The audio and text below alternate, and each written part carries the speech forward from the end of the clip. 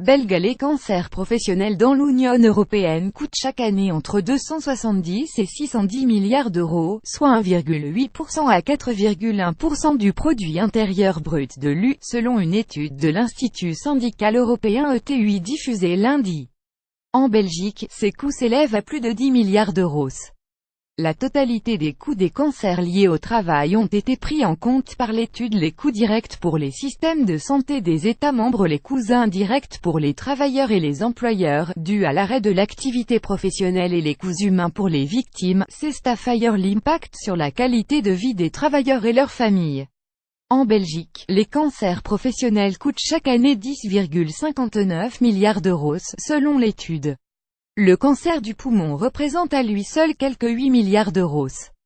Le cancer du sein 790 millions et de la vessie 780 millions complètent le top 3.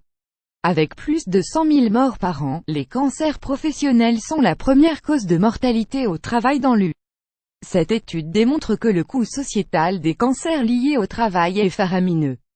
Ce sont les travailleurs et leurs familles qui en assument la part la plus importante. Cette situation constitue une injustice inacceptable, tant sur le plan social qu'économique, et l'UE se doit d'agir pour mettre fin à ces cancers évitables, commente Tony Mouzou, expert en risques chimiques à l'ETUI, cité dans un communiqué. L'étude a été commandée au cabinet Risque AMP Policy Analyst et Fobig spécialisé en évaluation des risques chimiques.